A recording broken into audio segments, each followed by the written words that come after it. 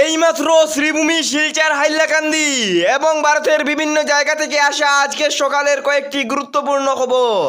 বৃহৎ সাফল্য, বিভিন্ন ধরনের চুরির সামগ্রী উদ্ধার সহ 38 জন চোরকে আটক করল কাছাড় পুলিশ। বাড়ি ফেরার পথে সন্ধ্যা রাতে নদীতে ডুবে মৃত্যু ঘটল সুনাই পুরসভার এক সাফাই কর্মী। মঙ্গলবার রাত 7টা নাগাদ দক্ষিণ মোহনপুরের প্রথম খণ্ডের বাসিন্দা বছর 48-এর মিঠুল দাস নামের এক ব্যক্তি আমজুর নদীর বাঁশের সাঁকু হেঁটে পার হওয়ার সময় পা পিছলে গিয়ে ভরা নদীতে পড়ে যায়। এরপর স্থানীয়রা 2 ঘন্টা খানেক নদীতে খোঁজাখুঁজি করে মিঠুল দাসের মৃতদেহ উদ্ধার করে। এই ঘটনায় এলাকায় শোকের ছায়া নেমে এসেছে। লক্ষ্মীপুরে মারকুলিন এলাকায় পিস্তল ও 5 রাউন্ডের তাজা গুলি সহ শরীফুদ্দিন নামের এক ব্যক্তিকে গ্রেফতার করেছে পুলিশ। জানা গিয়েছে সোমবার রাতে শরীফুদ্দিনের ঘরে তল্লাশি চালিয়ে পিস্তল ও গুলি জব্দ করে পুলিশ সূত্রের খবর অনুযায়ী জানা গেছে শরীফুদ্দিন দীর্ঘদিন ধরে বরাক নদী দিয়ে কাঠ বাঁশ অবৈধভাবে পাচারে জড়িত ছিল। 73,000 কোটি ডলার মোদির ভারতে ঋণের বোঝা, অর্থনীতি নাকি ঘুরে দাঁড়াচ্ছে, প্রত্যক্ষ বিদেশি লগ্নি বৃদ্ধির হার এখনো নাকি অনেক ইতিবাচক, রপ্তানিও আগের তুলনায় বাড়ছে।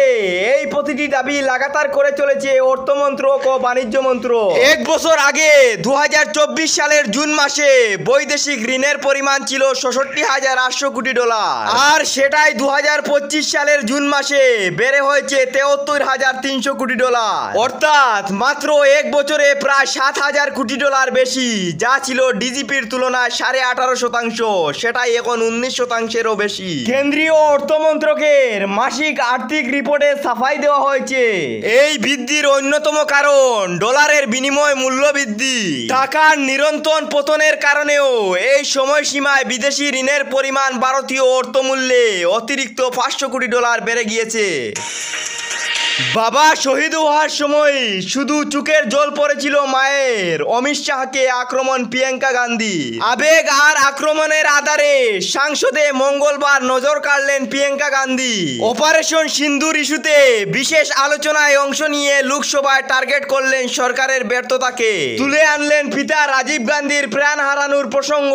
বললেন, আমার মায়ের চোখের জল পড়েছে তখনই যখন তার স্বামীকে জঙ্গিরা শহীদ করেছে, মাত্র 44 বছর বয়সে, তাই উপহাস করবেন না, স্বজন হারার কান্না আমরা অনুভব করতে পারি। প্রিয়াঙ্কার প্রশ্ন, বৈশরণে কেন নিরীহ নাগরিকদের কোনো সুরক্ষা ছিল না? কেন হারালো নিরীহ প্রাণ? কেন তাদের ভগবানের ভরসায় ছেড়ে দিলেন? তার ব্যর্থতার দায় কে নেবে? প্রিয়াঙ্কার প্রশ্ন, কেউ কি এখনো পর্যন্ত ব্যর্থতার দায় নিয়ে ইস্তফা দিয়েছে? প্রধানমন্ত্রীর উদ্দেশ্যে প্রিয়াঙ্কার পরামর্শ, স্রেফ কর্তৃত্ব নয়, ব্যর্থতার দায় নিতেও শিখো। অমিত শাহের উদ্দেশ্যে বলে, নেহেরু, ইন্দিরা গান্ধী, এমনকি আমার মা সোনিয়ার নামেও সমালোচনা তো করলে, কিন্তু জবাব দিন, পাকিস্তান যখন হারের মুখে তখন কেন যুদ্ধ বন্ধ করলেন? ভুলে যাবেন না, পাকিস্তানি জঙ্গিরা ভারতীয় প্রাণ কেড়ে নিয়ে চলে গেছে। পুঞ্জে পাক গুলায় অনাথ 22 শিশুর পড়ার খরচের দায়িত্ব নিলেন রাহুল গান্ধী। অপারেশন সিন্দুরের সময় উত্তপ্ত হয়ে উঠেছিল জম্মু ও কাশ্মীরের সীমান্ত। পাকিস্তানের গোলাবর্ষণে প্রাণ হারান বহু নাগরিক, এমনকি শিশুরাও। এমন অনেক শিশু রয়েছে যার বাবা মা দুজনকেই হারিয়েছে, আবার কেউ বাবা মায়ের মধ্যে একজনকে হারিয়েছে। ওই শিশুদের অন্ধকারের পথ থেকে আলোর দিশা দেখালেন কংগ্রেস সাংসদ তথা লোকসভার বিরোধী দল নেতা রাহুল গান্ধী। পুঞ্চে এমন 22টি শিশুর শিক্ষার যাবতীয় দায়িত্ব নিলেন তিনি। জম্মু ও কাশ্মীরের প্রদেশ কংগ্রেসের সভাপতি তারিক হামিদ কারার বলে, গত 7-10 মে পুঞ্চ রাজরুতিতে পাক গুলায় মানুষের প্রাণহানি ও সম্পত্তির ব্যাপক ক্ষয়ক্ষতি হয়েছে। ভয়াবহ ওই ঘটনার পর পুঞ্চে গিয়ে ক্ষতিগ্রস্ত পরিবারগুলির সঙ্গে দেখা করে আসেন রাহুল গান্ধী। এরপর তিনি অভিভাবক হারানো স্কুলে যাওয়া শিশুদের একটি তালিকা প্রস্তুত করতে বলে সেই মতো শিশুদের তালিকা তৈরি করে জমা দিয়েছিল। এবার থেকে ওইসব অনাথ শিশুদের পড়াশোনার দায়িত্ব নেবেন তিনি। তারিক বর্তমানে 3 দিনের সফরে রাজরুতে রয়েছেন। তিনি বলেন, শুধুমাত্র পুঞ্চ জেলা থেকে 22 জন শিশুর তালিকা তৈরি করা হয়েছে। পরে ওই তালিকায় আরো শিশুর নাম অন্তর্ভুক্ত করা হবে।